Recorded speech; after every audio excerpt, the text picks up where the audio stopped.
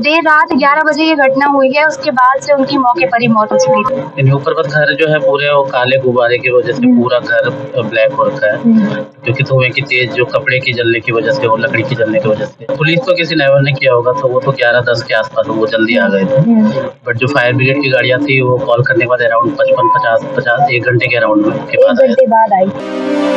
सटीक खबरों का सीधा असर। आप देख रहे हैं NCR समाचार, सच्ची और पक्की खबरें। नमस्कार, आप देख रहे हैं NCR समाचार और मैं यशोदा बोगड़ा इस समय मौजूद हूँ फर्स्ट खास इनके R15 में।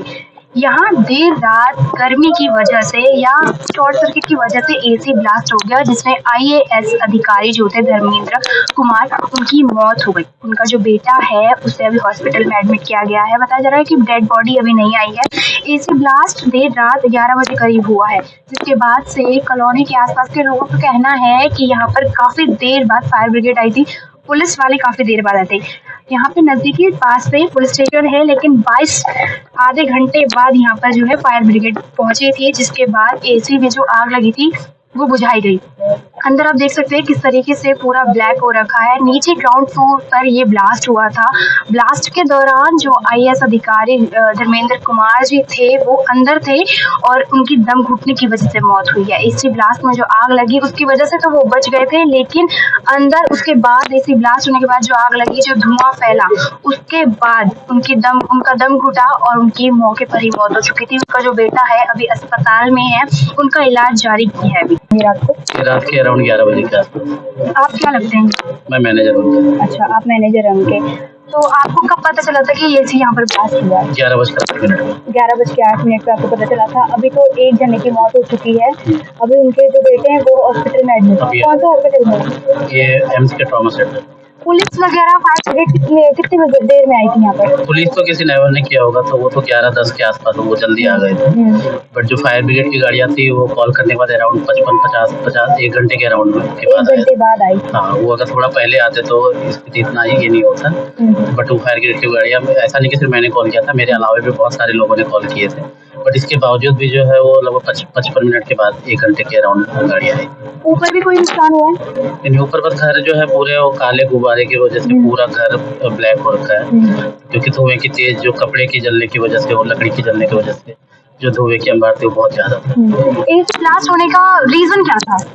कि इंडोर यूनिट में हुआ, हमें भी समझ में नहीं आया कि क्यों कैसे हुआ, क्योंकि वो सडनली अचानक, क्योंकि इससे पहले भी सारी AC चल ही रहा था और अच्छे से चल रहा था, सर्विस भी हुई थी, सब कुछ अच्छा से चल रहा था। बट ये सडनली आफ्टर डिनर जो है जब सोने के लिए जा रहे थे तब ये इंसिडेंट, मतलब जो इंसिडेंट हुआ है सडनली हुआ है। ये सडनली हुआ। तो अभी पुलिस वगैरह ने क्या बताया कि जांच वगैरह होगी या आगे की जाएगी? नहीं, वो तो जो चीज है वो चीज पुलिस अपना काम कर रही है। भाई भी रहते हैं साथ में? जी। परिवार में कितने लोग थे? साहब, मैम साहब और उनका बेटा भी आए हुए थे लंदन। अच्छा, लंदन में रहते हैं। जैसा कि आप लोग देख सकते हैं कि उनका जो बेटा था लंदन में रहता था और IAS अधिकारी जो है वो यहाँ अपनी वाइफ के साथ रहते थे। देर रात 11 बजे ये घटना हुई है। उसके बाद से उनकी मौके पर ही मौत हो चुकी थी। आप पीछे देख सकते हैं किस तरीके से पूरी चीजें जली, घर की जो दीवारें हैं काली हो रखी हैं। AC ब्लास्ट होने की वजह से ऊपर का फ्लोर जो है पूरा ब्लैक हो गया है।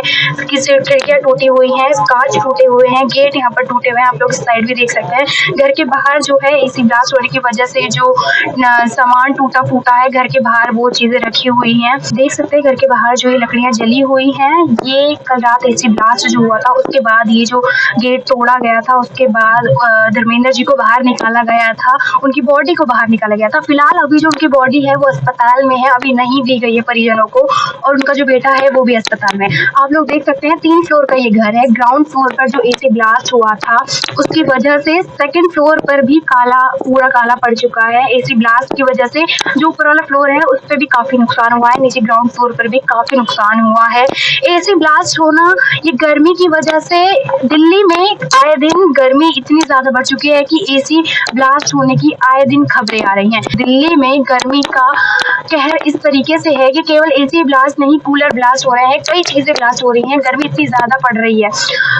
देख सकते हैं कि किस तरीके से पूरे एरिया में लोगों ने AC लगाए हुए हैं।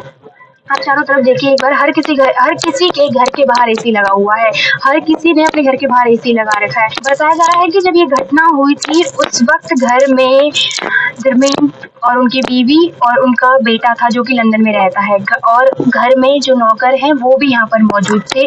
5 लोग, जब ये घटना हुई थी 5 लोग घर के अंदर मौजूद थे। उसके बाद जब ये ब्लास्ट हुआ था उस वक्त कमरे में केवल धर्मेंद्र जी थे और उनका बेटा था, जो कि धर्मेंद्र जी की मौके पर ही दम घुटने की वजह से मौत हो गई थी। हालांकि अभी एसी ब्लास्ट होने का रीजन पुलिस वालों को नहीं पता है। अभी सीबीआई की टीम यहाँ पर मौजूद थी, उन्होंने जांच की है। अब आखिर एसी ब्लास्ट होने का असली कारण क्या था, शॉर्ट सर्किट हुआ था या फिर कुछ और थी। यहाँ पे धर्मेंद्र जी के मैनेजर का कहना है कि हमने सारे एसीओ की सर्विस कराई थी, उसके बाद भी ये घटना अचानक हुई है। इस घटना के पीछे का असली वजह अभी तक नहीं पता चली है। घर में और भी कई एसी हैं, सबकी सर्विस कराई थी, लेकिन केवल यही एक एसी है जो ब्लास्ट हुआ है, जिसकी वजह से धर्मेंद्र जी की मौत हो गई थी। आईएएस अधिकारी के घर पर जब ब्लास्ट हुआ उसके बाद दमकल की जो टीम थी वो 1 घंटे बाद आई और पुलिस मौके पर पहुंची थी। अगर आईएएस अधिकारी जैसे बड़े लोग ही सुरक्षित नहीं रहेंगे, या टीम, दमकल की टीम या ऐसी कोई भी अन्य टीम समय पर ही नहीं पहुंच पाएगी, तो आखिर कैसे, जब बड़े लोग ही सही सलामत नहीं रह सकते तो आखिर यहाँ पर और आम जनता कैसे रहेगी। जब आईएएस अधिकारी के घर पर ब्लास्ट हुआ 1 घंटे बाद वहां पर दमकल की टीम पहुंची थी, 1 घंटे में उनकी मौत हो गई। अगर उससे थोड़ी देर पहले आते तो शायद उनकी जान बच जाती, लेकिन उनकी देरी की वजह से उनकी मौत हो गई। जब आईएएस अधिकारी जैसे बड़े लोग ही सुरक्षित नहीं है, आखिर आम जनता कैसे रहेगी। इस घटना के बाद से ही सरकार पर बड़े सवाल उठते हैं कि जब बड़े अधिकारी जैसे लोग सुरक्षित नहीं हैं, उन्हें टाइम से सुविधाएं नहीं दी जा रही है। अगर वो 1 घंटे पहले दमकल की टीम यहाँ पहुंचती तो आईएएस अधिकारी की जान बच जाती। आम जनता के लिए अगर कहूँ कि आम जनता के घर में एसी ब्लास्ट होता या अन्य कोई दुर्घटना होती तो आपातकालीन नंबर मिलाते रहो, लेकिन कभी भी कोई भी टीम मौके पर नहीं पहुंचती है। अगर ये आईएएस अधिकारी के घर मौके पर नहीं पहुंची है तो आम जनता के घर कैसे पहुंच सकती है। इस मुद्दे को लेकर आस पड़ोस के लोग काफी परेशान हैं और काफी गुस्से में हैं कि आखिर दिल्ली सरकार कब तक ऐसी लापरवाही करेगी, कब तक टीम सिर्फ 1 घंटे बाद आएगी, फोन करने के 1 घंटे बाद आएगी, आधे घंटे बाद आएगी। अगर वो समय से यहाँ पहुंचती तो शायद उनकी जान बच जाती। खबरों के लिए बने रहे एनसीआर समाचार के साथ। नमस्कार।